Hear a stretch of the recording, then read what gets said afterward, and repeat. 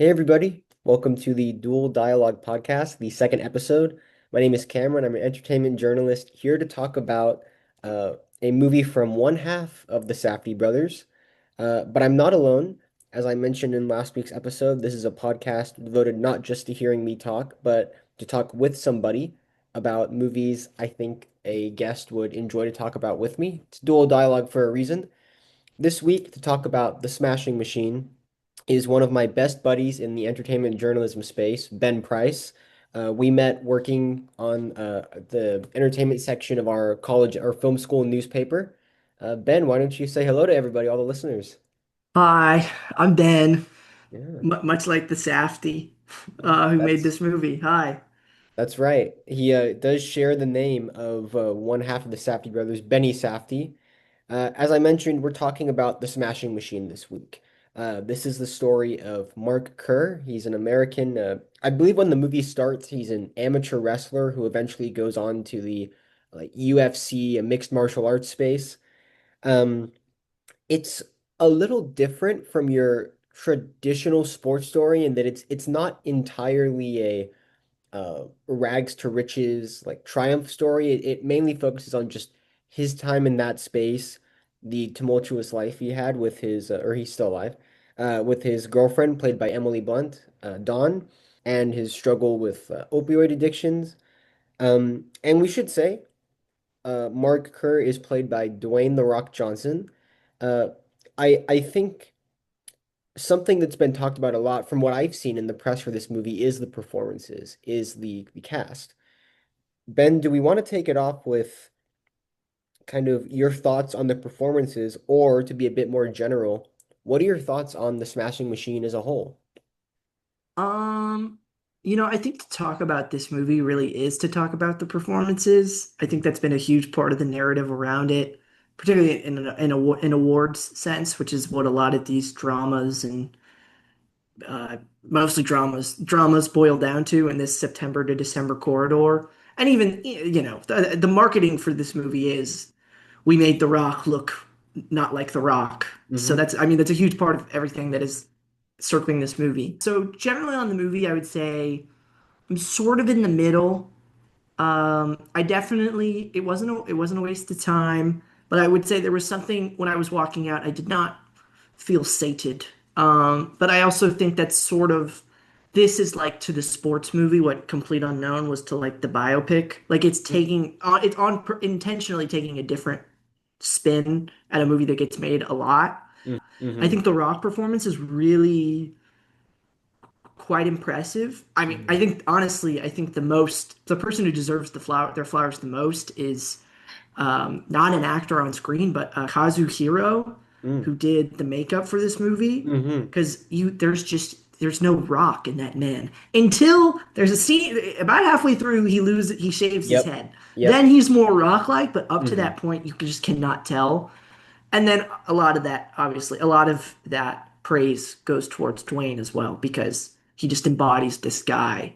And I think something that Benny Safdie does with The Rock that I haven't seen in another Rock movie is obviously he got bigger for this role, but um, he makes he makes you very aware of his size and Hmm. like the space he occupies and everywhere he goes. One of my favorite little bit I think in the entire movie is there's been a complication with a match, not a win, not quite a loss. Hmm. And we're in that in between space. And we know Mark is right, but he's upset and he's like, Hmm. he runs off.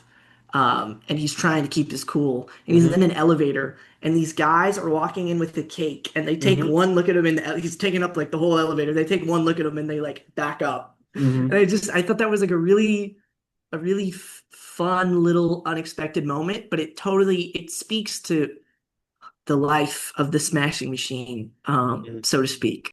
I like The Rock. I like the makeup. The movie's fine. Yeah.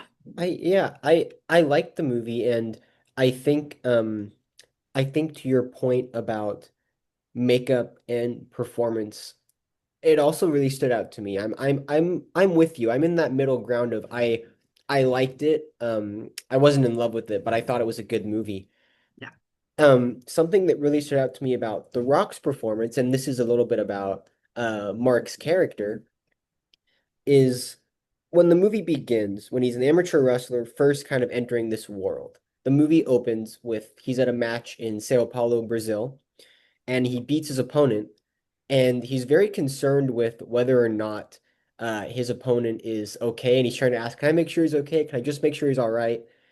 I mean, I was looking at this film from a screenplay perspective, and I think right away you see the type of character that Mark is. You start the movie with him doing what he loves, a screenwriting rule, which is he's fighting, and you see pretty immediately what he loves. He's a nice person, but I think you can make the point that he has an addiction to winning. To your scene you talked about, where he's in that middle ground of a match in the future, it's implied he loses the fight, but it's because of an illegal move by his Right. opponent. And he brings it up to the judges. They tell him it's no contest, and he's not angry, but he's not exactly happy about that. He goes back to his training room, like you talked about, and he breaks down sobbing. And it got me thinking, I can't remember a movie. There probably is one I just can't think of. But I can't think of a movie where you see Dwayne Johnson break down crying. I can't think of it. And maybe that plays into Yeah, the no, I don't narrative think of, so. yeah, and I Yeah. think that's something new we see from him in this performance, but it also speaks to that character. Mark is a nice person who loves the sport, but I think he also has a addiction to winning. Well, and I think you raise a good point that like from the beginning he has like I'd hate to say it, especially to a screenwriter, save the cat moment. Like when he like from the beginning, like we see him throwing down and then immediately like he softens. But Hmm. I think it's an interesting take on a sports story and that like he's he's nice and he there's moments of kindness and also for a guy that like that big who punches people for a living like he's Hmm. remarkably like calm but there's also times where uh they kind of contradict that where like there's times with Don where he's just like kind of a jerk. Yeah. I Yeah. mean, we'll get into their relationship makes up a huge part of the movie, but Mhm. also, I mean, beyond the addiction to winning, his addiction to Mhm. opiates is a huge Mhm. part of this movie. Yeah. Um, and in a way that I think is um more subtle and a little less manipulative than most movies that deal with this subject matter. Like, I mean, I love Better Men, Hmm. not to hijack this podcast with No, that, but go that's a ahead. movie where it's like there's five sequences where Robbie Williams is like in a coke-induced haze. Like Hmm. you get the message. This is what you see him inject, I think, one time Yeah. but then you know enough at that point that when it comes back later and like Dawn's role as like an enabler Mm. of that habit and because also in a way she's addicted to his winning Hmm. because that's given them the life that they have so no matter the cost but anyway yeah We can jump right into that yeah because I think I've seen some other journalists say that this movie really isn't about the fights.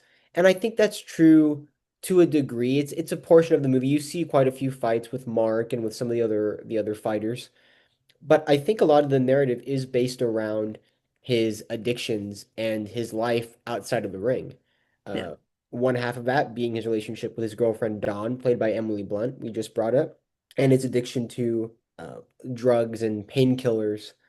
Um, in that regard, I think the cinematography is something we have to bring up too. The movie is shot entirely with like a handheld sort of vibe, not quite shaky cam, but it reminded me of The Office, even though this movie is not tonally at all like The Office, but it has that mockumentary in and out of focus style.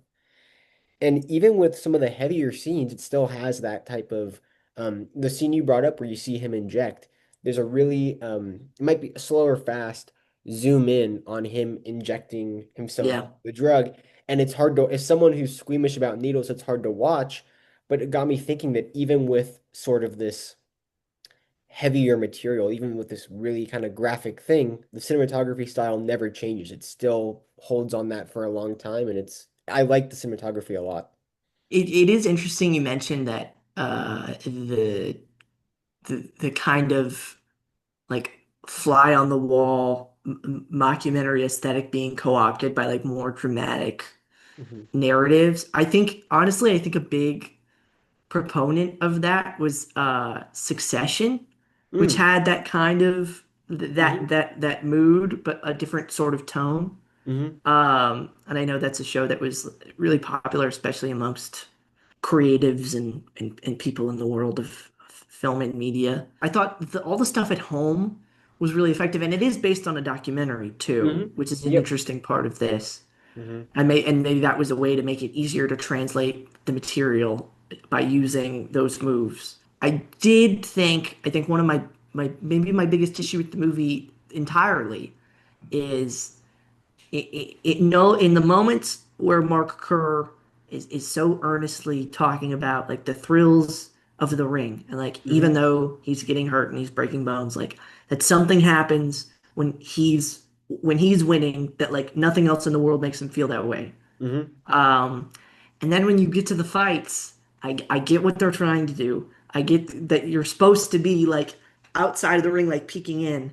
I found it really, really unengaging. Made sense for the home life stuff, and I think it really works. At times, I felt like I was like watching Jersey Shore. Mm. Um, Interesting. and I like that there's like it feels like there's a camera crew there, but neither of them know it, Hmm. which is fun. Yeah. But when it came to the fights, it did nothing for me. And in fact, it just like bothered me. I stopped sort of paying attention. My eyes kind of glazed over, you know? So would you have preferred a more traditional camera A, camera B, you're right there in the ring watching the fight? I think I would have just, yeah, or just something that's more involving. Hmm. Um, I don't know. I was trying to think of like a version of fights in the ring in movies that I like. Hmm. And the best comp I could come up with is Creed. But Mm. those got like really stylized by the Hmm. third one, which I love. But I don't think that would have worked for this story and Hmm. where it goes. But Well, I think that point leads us back to um, what really stood out to you about this film, and maybe I'm wrong, correct me if I am, is that tension outside of the ring. We've talked a bit about his drug addiction, and we can go back to that because there's another development with that around, I'd say around the midpoint of the movie. But the other big point of tension in Mark's life outside of the ring is his relationship with Dawn, his girlfriend. They have kind of an off and on history throughout the time span the movie covers. It's about 3 years overall from the opening to closing shot of the film.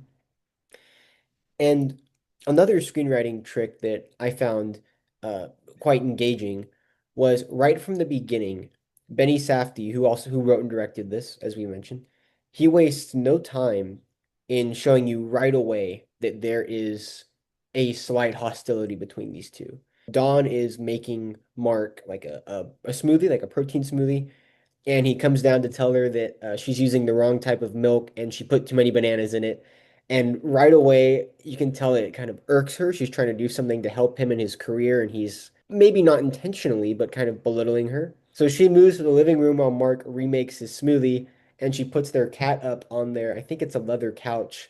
And Mark kind of gets annoyed, saying it's an expensive couch. I don't want the cat up here. And Dawn is telling him, no, it's fine, it's fine. He'll sit on my lap. Right away, you see that there's a bit of they're in a bit of a constant disagreement. Yeah, I was making the same motion with my hands. There was a bit of a constant disagreement there, and that's something that carries over throughout the entire film. Well, let's go into Dawn a bit. What do you think about Emily Blunt's performance? The Rock is everyone's been talking about him, maybe because it's a slightly different role from what he normally does. What do you think about Emily Blunt? so this is what I this performance made me coin a new term that I'm Oh, excited to use please. in Is this, are you regards breaking the to term out here? I am. This Okay, is this exclusive. breaking. This is what we're gonna call a screecher and weeper. Hmm. Because most of Emily Blunt, this movie, is screeching and weeping. Mm. And I think it's a really ultimately at the end of the day, and I'm not gonna, I do want to talk about Blunt specifically, but the Mhm. most interesting part of this movie to me is why each of these people, Safdie, Rock, Mhm. Blunt, made this movie. And Mhm. Blunt to me makes like the least sense Hmm. why she's here and doing this. I mean, she just did. This is like the the hat trick of her playing the wives of subjects of biopics now. But like at least I felt like in Oppenheimer, like she gets that scene in the boardroom to Hmm. like turn the tables, and she gets the handshake at the end. Hmm. Oppenheimer, wonderful film, Great movie. obviously. But this is she's a lot meaner. Something the movie fails to capture is we get to see Mark have these moments of grace and then these moments of his highs and his lows. Hmm. And I would say, obviously, this character does some things that I think are pretty uncomplicatedly bad. I Hmm. would say, and to Mark, but I don't think the movie is as interested in her headspace as it is what she inflicted on Mark. We never really get a moment with Dawn where we're like, why are you this way? Mm. So it's just kind of like this force that shows up in the movie every 10 minutes and does something kind of brash and surprising. I thought she was good. She's certainly compelling. She is in the more like the Oscar baitier version of this movie, and I think it's weird, but Dwayne Johnson is doing like I think the more naturalistic and arguably harder work. Why I do think she gives a good performance in those really heavy dramatic scenes. Something on in her performance that stands out most to me is actually when she's really subdued.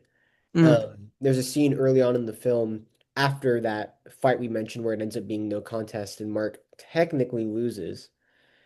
He's gotten in a huge, probably the first screeching, as you said, scene of the movie is right before that fight where Mark is out of it. Don's trying to be really affectionate to him, and he's not having any of it, and they just blow up at each other. And Don later reveals that Mark hasn't really been in a good headspace leading up to the fight. She knew that this fight was going to go south because he wasn't really in it. And Mark asks to take a picture with his opponent and the rest of some like the other trainers, and he asks Dawn to take the picture. Dawn's right next to him. You'd think, I thought naturally she would be included, but he asks her to take it. So everyone kind of turns around, she grabs the camera and takes it of them, and you zoom in on her face, and she has a tear rolling down as she takes the shot.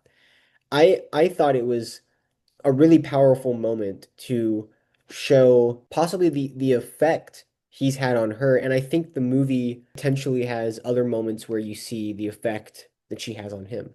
Also, like, can we just talk for a second? They Mhm. did Jungle Cruise before this. I don't They did. understand. At what point were they doing Jungle Cruise and they're like, hey, like I have this idea. Like it's like a movie based on a theme park ride. I just think it's so strange that this came out of that. Think in a similar sort of vibe to that zoom in on Dawn and Emily with her tear, there were a lot of shots in this movie of Johnson just sitting around that are really poignant to me. The one that stands out most is I think close to the moment we just described, where Dawn again at their home kind of confronts Mark about his drug use, and they have a conversation about winning and losing. And when she's trying to get across to Mark that losing's a possibility, there's a really, really long shot of Mark staring off into space. I mean, it actually struck me how long we hold on him, just almost like he can't even fathom it. And in one of the shakiest moments in the movie to me, he stands up and rips their kitchen door in half Yeah. and knocks things off their table and their wall. Well, I do think there's something that is kind of a bummer about this movie not doing well, which I think there are a number of reasons. There was a Taylor Swift album in movie theaters. There was an Avatar re-release. There is one Battle Buzz. Hmm. So it was kind of a wacky weekend at the box office. And I also think it's tough to sell a movie with The Rock where he doesn't look like The Rock and he's not doing things you've seen The Rock do before. But Mm. at the same time, like, I think him you using his elements of his persona and also just like his characteristics, like he's a big guy. I Hmm. think there's a tension with Kerr in this movie. Ultimately, like he's a pretty good dude, but Hmm. like it even feels like people in the movie sometimes, like Dawn in particular, is like waiting for him to blow up, or sometimes like asking him to blow up. Like there's points where they get into a fight where she's like, "Come on, like lose it." And so there's those moments that are pretty few and far between when he does, and it really makes you like stop. I think another moment about Mark that is really poignant from a screenwriting perspective is, like I mentioned, around I don't know if it's actually the midpoint. It could be around the midpoint. Um, he does quit his drug usage. He goes to rehab. He gets clean. That becomes another point of tension between him and Dawn. He thinks Dawn is constantly egging him on or not egg him on, but has substances around the house that might make And not well, and not relapse yeah, not respecting or his being entire mindful of plan. his attempts to cut himself off. Yeah, Hmm. yeah. Yeah. There's a scene where Mark is training with Bass Rutten, who's playing himself. And Bass is demonstrating to him how to punch somebody he has a punching bag on the ground. He's demonstrating a punch and he pulls like a tendon in his hand. It's immense pain. Mark rushes over to a bag on the side of the room and takes out some of the like painkiller injections he used to be addicted to, gives it to Bass, tells him, I'm not using, I swear I'm not. This is to help you. Gives one look at the bottle and tosses it away. And that's kind of a big change. I think naturally you'd expect some tension in the second half of the movie to be Mark relapsing back and forth. But in that regard, to some degree, he has moved on from that. Even though he's still struggling with staying sober, he doesn't use again. I think most sports movies are like a V Hmm. or like a check mark. Like you start one place, you sink lower, and then Hmm. you come back to triumph. Hmm. This movie is kind of like the road in the third act of one battle after another. Like you're just like you're constantly like trying to figure out like, are we on the upswing? Oh, we're going down. Oh, he's going Hmm. to rehab. Oh, him and Dawn are fighting. Oh, wait, he's off the drugs. Like, and like, oh, he's gonna go do the championship. He has to miss the championship. Like, there's all these complications. And I think where the movie ends, I don't want to like give it away. It is truth, Hmm. but it is not the kind of coda that I was expecting from this kind of movie. And Hmm. I do think I really liked that element, especially the very end, Hmm. which I don't know how I feel about. It's kind of bold, and I don't think it totally works. Hmm. But I do like it as an idea. Hmm. I realize this is useless talking about it because no one knows what we're talking about. But if you saw the movie, you know what we're talking about. Well, Groceries. That's to all I'll give say. you a bit of a platform to talk about that, we'll jump ahead real quick and talk about Yeah, the ending of the movie. I believe I mentioned it at the top, but if I didn't, and our conversation is a bit misleading, Mark Kerr is a real person. There was a yes. documentary about him, and this Same film, name. as yeah, you mentioned, is a kind of a follow-up to that documentary. And the film ends with, I felt almost like these blatant documentary shots of Mark Kerr buying groceries and exiting a grocery store. He waves goodbye and says goodbye to the audience is like one of the final shots of the movie. And the title Well, card drops over his truck driving away from yeah. the store. It feels like a huge documentary ending for a narrative film. Well, and not just going to documentary footage. Like up to that point, I think the movie shot on 16 millimeter, if I'm not mistaken. Ooh, I'm not sure. You can verify that Hmm. with your journalistic excellence, please. I will. I'll look that up while But you're talking. but it totally shifts. Like it's digital, and I think the aspect ratio changes too. So that part was really effective. I don't know how I feel about like, see ya, I'm Mark Kerr, go home. Like it's like the end of Ferris Bueller. Hmm. But it was unconventional. Hmm. So I did appreciate that. It feels very sweet. And I'm curious, and this may just be me not doing my due research and watching all the interviews, but I'd love to know what Benny Safdie's connection and affection is for Mark Kerr and this story, because the ending felt very affectionate towards him. No, absolutely. I'm sort of interested how he came across this idea too, because his last movie, I Mm-hmm. mean, we talked about his brother Josh. Mm-hmm. They were a unit, the Safdie brothers. They have since split Yep. and somehow both made sports movies about misunderstood underdogs, Who with who two of the biggest can't movie stars in the world. who Yeah, can't imagine themselves losing. yeah, yeah. Hmm. So it does look like it was I saw that too. I 16, believe 16 16 millimeter millimeter. for Spanish. Yeah. Yeah, yeah. It's a moment of disagreement clothed in a moment of harmony. Mm. After Mark leaves rehab and reunites with Dawn, they go to a county fair. Oh, Um, it's a really sweet, and I am full transparency, and this is something Ben you'll like to hear, is that I am this part of the conversation rolling around in my mind, the conversation about this scene had on The Big Picture. I don't know if you've listened to The Big Picture's Oh, I haven't episode of listened to the Smashing Machine episode yet. yet. Yeah. Um, Another film podcast that we both listen to and have a big affection for, and they talk Hi, about this scene Sean. as well. Hi, Sean. Hope you're Hi, Sean. listening. Hi, Amanda. Like to have you both on someday. Yeah, please invite Um, me for that one. I actually really like this sequence. I think I because do too. the whole film is either in boxing ring or a house, and to see this kind of mockumentary zoom in zoom out style at a county fair, it feels like a huge production that I love seeing it. It's a really cool set piece. And they have a moment of disagreement where Don wants to go on a ride that Mark won't go on because it hurts his stomach. And following that, they go to a demolition derby, and Mark watching this car get pummeled by another one is reminding him of his own loss. I mean, it's I thought it was a really striking moment, and I loved kind of the whole atmosphere of the scene. There's like a list I have in my head, and anytime a movie goes to like an aquarium or Hmm. a carnival or I don't know, a zoo, a museum, like anytime that happens, I'm pleased. Just because like you automatically, even if the scene has nothing to it, like the atmosphere is there.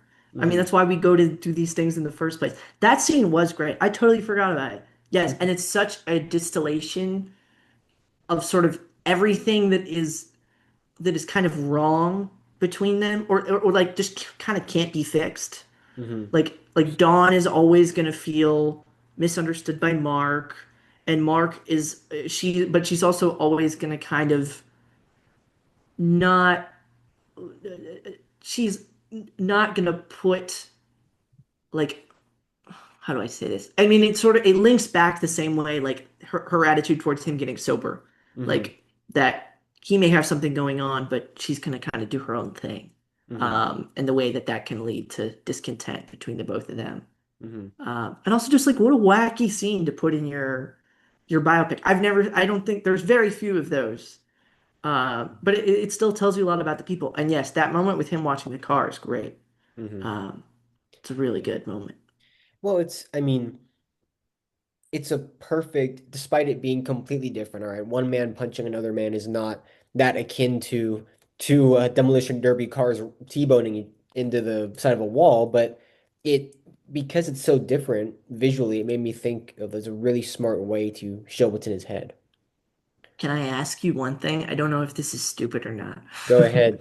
Do you think he sees himself more as the driver or more as the car, given he is the smashing machine? Well, I took it to mean that he was the car that is getting rammed into the side because Right. that was right after he had kind of lost. Yeah. Um, Well, and once you hear him talk well, about winning as like he doesn't talk about like, he doesn't talk about, oh yeah, when my fist hits that guy's face, I feel this way. He's talking about winning like just as hmm. this kind of ineffable like thing that is Hmm. just like around that one can reach up and grab, with Hmm. the right circumstances. Hmm. Yeah, Yeah, I mean, I guess to your question, it all comes down to who is the person that has the power? Is it the driver controlling the car, or is it the car itself that's doing the damage? right. And another through line in this film is Mark's relationship to his fellow wrestling friend and pseudo trainer Mark Coleman, played by Ryan Bader. And the movie, which I think the traditional version of this movie would be that the two Marks have to fight each other in the ring to win a championship. Part of the film is focused on this tournament in Japan worth $200,000, and the last act of the film is constantly building towards the fact that Mark Kerr and Mark Coleman are going to have to fight each other. They're very good friends, and there's constantly a ticking clock, a reminder to the audience that these two heavyweights very well are going to win their fights and have to fight against each other for the money. Another unconventional sense of the word, or another unconventional technique, Mark loses his fight. Mark doesn't get there, and in a traditional sports movie, I think we would have seen the drama build to this brother versus brother, who's going to win, what that's going to be the climax of the film, but he just loses. He just loses. Mark takes home the win and the money, the other Mark. Um, it was also kind of shocking to me in another unconventional story point. Yeah, I was definitely surprised. And but you do build to that really wonderful moment with him in the shower, Hmm. where I mean, he just looks the happiest he's looked the whole movie. It's Hmm. like a burden has been lifted. But yeah, well, since we're talking about it, like this is a sports movie about a guy who loses. Yeah, Like that's so rare, and not even like a Rocky, like, but he wins the crowd's respect. Like he he doesn't make it walks to the off. final round. Mm-mm. I think maybe that's where Safdie got interested. Hmm. That's sort of my thinking. Hmm. Um, but I do think the movie, to its credit, up to that point, kind of the movie it's been trains you to not expect something that traditional. So Hmm. when it does occur, by the way, I thought that guy was great. Hmm. Um, Ryan I Bailey. don't know what would have impressed me more if he was an actor pretending to be a fighter, or like a fighter Yeah. doing acting, and then it turned out to be that. And Hmm. yeah, I don't know what I would have been more surprised by, but he was Hmm. really wonderful. It's nice to have someone that The Rock can bounce off of that's not so adversarial like Mm. him and Blunt. Like him and Blunt, it's just constantly ready for something to happen. You never Hmm. feel that with him and the other Mark. No, There's a lot of love there. there's always love and Yeah, camaraderie between them in yeah, every scene. Even when the movie is forcing you to think about, I remember I think there's a cut where the announcers are saying they might have to go against each other. Smash cut to the two of them in kind of a holding area, joking about each other's pictures in in the advertisement yeah. magazine. It's really sweet, and it It's shows you nice. that the movie is forcing on you this narrative of a fight that the two characters aren't even succumbing to. It's really Yeah. sweet. We've talked about a lot of the tensions in this movie. We talked about his drug use that he kind of overcomes, the movie wanting you to succumb to this Mark versus Mark tension. It ultimately doesn't land in kind of a subversion of what you'd expect. His tension with Dawn builds to a huge argument near the end of the film. As I mentioned on the episode last week, that I'm a huge music fan, especially when music is used in movies and paired with scenes. And there's a huge fight scene with Mark and Dawn set to Jungle Land by Bruce Springsteen, The one of my whole favorite song, songs. the full song, apparently. The full song. The Rock keeps Um, saying. I believe it's an 8 or 9 minute song. They have to use at least 7 minutes of that. I want to ask you, Ben, what did you take away from kind of the setup of how this scene was presented? So I will say the ultimate power of this sequence is that, and this is mal etiquette on my part, and I promise I'm subtle when I do this. But I took out my phone to Shazam the song because I'd never heard this song before, and I thought it was good. You're And never right when, coming back on. no, you understand. I like do it like this. It's very close to the vest. My brightness is all the way down. But I was taking it out to Shazam it, and I saw it with some friends, and my friend next to me goes, "Oh!" And I look up from my phone. I look down for 1 second, and then she has the gun out, Hmm. and I was like, whoa, like Hmm. that was really effective the way that Hmm. sequence ramps up. I don't know, it's some of the best arguing I've seen in a movie. I thought about Before Midnight, which I think is the best of the best. Hmm. But that's also because the first two movies you've seen them be so lovey-dovey, so to see them have to confront like all this stuff is really, it gets you. Hmm. Yeah. But I also think I think more than the two performances, their dynamic, The Rock and Emily Blunt, is really strong. Hmm. And this is just the moment where it just blows up. I mean, and I think it's another thing that feels like it goes against the grain of the biopic or the true story movie is like Mark has the moment of like sort of personal triumph where he's like, I'm not going to take this from you. I'm done. Get Hmm. out. And that's not the end of the scene. Like it Hmm. continues to escalate. I thought that was pretty effective, They, yeah, they blow up because Mark is not wanting to take Dong with him to a match in Japan. which goes back to the very beginning. Yes, Yeah. it escalates. I mean, you're listening to the beautiful saxophone solo of that song as you get close-ups of just the two of them staring daggers at each other, really poignant. And it culminates, like you said, when Mark asks Dawn to leave. She doesn't leave. There's no slam of the door, and they both break down. She rushes to her bedroom and pulls out a concealed gun, and Which it up to that seems point, did we even know? Was there, did we know there was a gun I in that don't house? think we ever see that It's until not this even moment. Chekhov. It's Mm-mm. just boom. Yeah. No, no. She pulls out a gun. Mark rushes to her, stops her from Mm, potentially using it. She locks herself in the bathroom, to which I knew this is what he was going to do, yeah. busts down the door, rips his Yeah. hand through the door, and Once again, frantically, that size, Mhm. it's can't undeniable. And he holds her and tells her not to do it, calls the police. They go to like mentally evaluate her. And I think it's an interesting choice that aside from end of movie on-screen text that explains that 11 days after his loss, they got married in Las Vegas and were married for 6 years, I want to see that movie. you never see Dawn again. I No, and think that last shot, yeah, it's her in the back of a cop of the car. car being driven away. Yeah. I think not to beat a point home, but in a conventional or at least in what we'd expect of this movie, you'd see a reconciliation where Dawn comes back and they reconcile. Maybe they both admit their demons to each other Or he and calls her after the fight. or he Yeah. calls her after the fight. You Yeah. don't see her again. She's gone. No. And after the fight, we switch to that documentary style with the real Mark. A point that I thought was interesting in the movie that is real delivered really quick, but that Mark asks her to come to Japan the first time. We don't see that scene of like she's like you were saying you were so alone and like you told me to come here and now you treat me like this. That we don't see that. I thought was Mhm. neat. But it tells us a lot about Mark.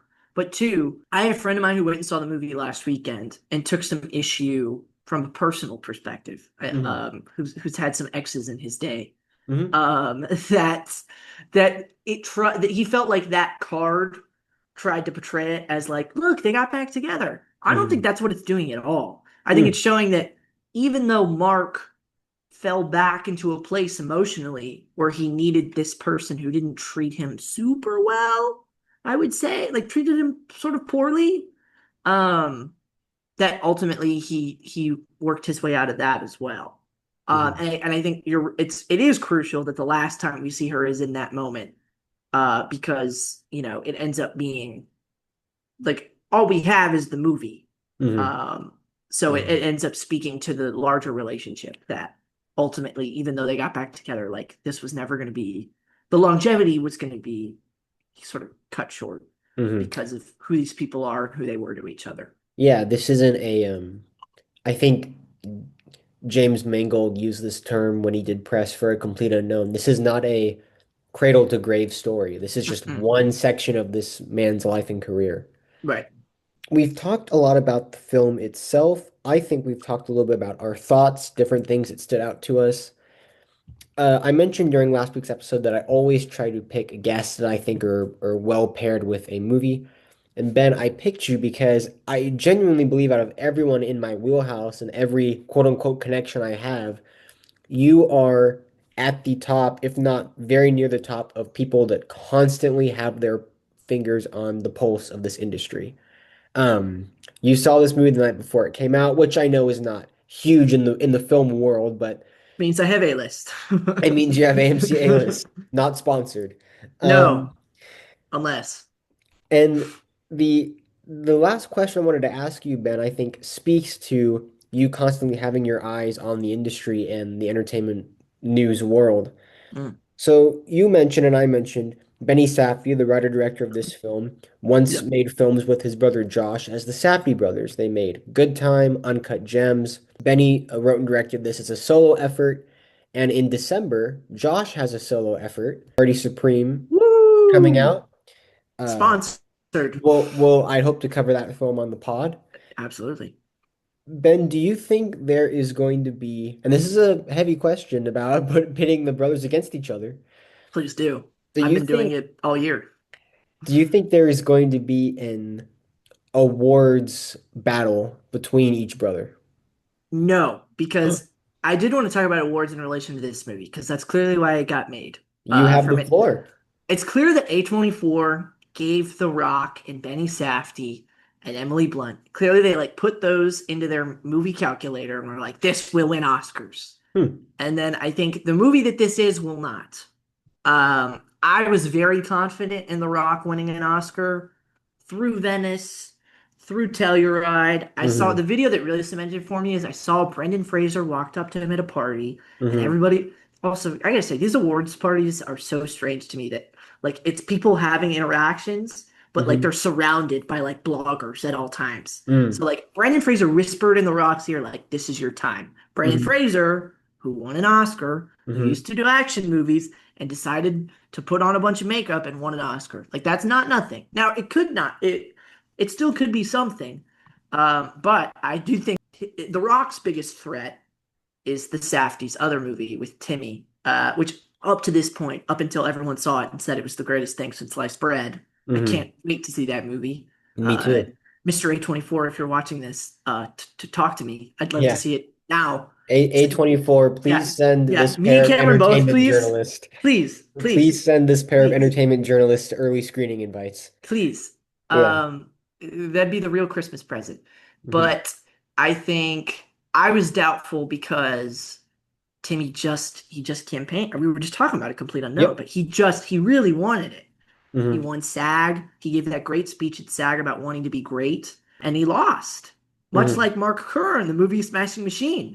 But it seems like that is where the tide is going. I do see a scenario where I think there's a lot of passion for One Bell After Another, the best movie of the year. I'd agree with that. And Leonardo DiCaprio has been not just the face of that movie, but like really instrumental in getting the word out about it. And he's been like he and PTA have been they interviewed each other for Esquire. Like he's a part of that movie the same way Frances McDormand was of Nomadland. And Hmm. sometimes when you get a movie with Best Picture heat like that and a star that well known attached to it, they just kind of lift each other up.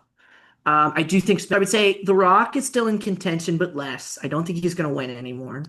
I think Emily Blunt, Screecher and Weeper, the Oscars like those. Sometimes the best means most for them, and this is the most supporting actress, probably of the year. I mean, there's like 6 Oscar clips. There's an Oscar clip every 10 minutes for Emily Blunt, like a 30-second snippet. It'll be on TikTok compilations in like 2 years. I promise you. I do think makeup is going to be a pretty big deal because, as said with the Brendan Fraser thing, when you take someone we know and make them look like someone we don't, that's pretty powerful. But other than that, I think everything I've heard about Marty Supreme, even though it's probably going to be also pretty strange, it seems bigger, it seems more epic, it's Yeah, star it's an driven. epic. Everybody loves Timmy, and it also just seems more Safdie-esque Hmm. than this movie. And I think that their style, it's funny to see how much it's come around because like Uncut Gems came out, and I remember there were people who were very happy about it, but it didn't get any awards play really. No. And now I think it would totally just it would be a much bigger deal. Um, and I'm not sure how to explain how that's happened, but it feels like it has. And I think Marty Supreme is going to be a bigger deal than Smashing Machine. Hmm. Um, I do hope they work together again. Hmm. I think that would be neat, but Yeah. we'll see. Benny's doing cool stuff as an actor too. That's worth Hmm. mentioning. Yeah, Benny's been acting a lot. It seems like I've seen him Yeah. in everything. I mean, Oppenheimer. Chris loves him. There was a great joke on one junket where they asked Benny if he and Emily talked about the Smashing Machine on set of Oppenheimer. And Yeah, I the saw, yeah, handshake because the only moment they have together on screen is the handshake. is the hand, but the not handshake, the Oh, handshake that's they right. don't have Yeah. in Oppenheimer, the best movie ever, Hmm. Hmm. maybe. Great movie. Great It's movie awesome. and former Best Picture winner. Yeah. Um, Can I um, ask you, what do you think about the awards outlook for Safdie 1 and Safdie 2? I don't think the Smashing Machine has like a Best Picture nomination in its belt. I think there is a chance that both Dwayne Johnson and Emily Blunt get nominations in their categories. Both Um, A24 as well. both A24, yeah. Yeah. I think something that I think the Academy loves is the epic, and I think people coming out of, I believe, the New York Film Festival saying Marty Supreme is nearly 3 hours, and I believe virtually nothing was known about. I mean, Marty Supreme before it premiered, Josh Safdie stood up at New York Film Fest and said that he finished it at 2 a.m. the night before it screened, had to check with Yeah. DCP that morning. So this was literally like first people in the world to see it reactions.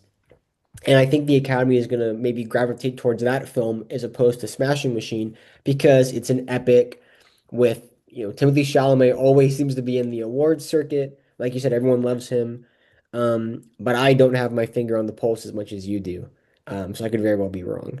Well, and there's Um, something to like it's also just the nature of award season is kind of strange where like you can be on top of the world in September and then like 10 other things come out by December and you've been forgotten about. hmm So like this did get a Yeah. 6 minute standing ovation at Venice, which hmm like in Venice terms is like pretty good. Like hmm sometimes they go for 24. Six isn't as big a deal as it seems like it should be. But Yeah. then like the secret screening thing is genius. And the fact that A24 did that for Marty Supreme, I think shows that they really believe in it. So I They think have that's another confidence. factor. Hmm. Yeah. Or maybe we're both wrong and Springsteen is like the biopic they go Oh, with. I mean, who that knows? if there is one movie that will derail one battle as my favorite of the year, it might be that. It might be the Springsteen movie. You haven't seen it yet, have you?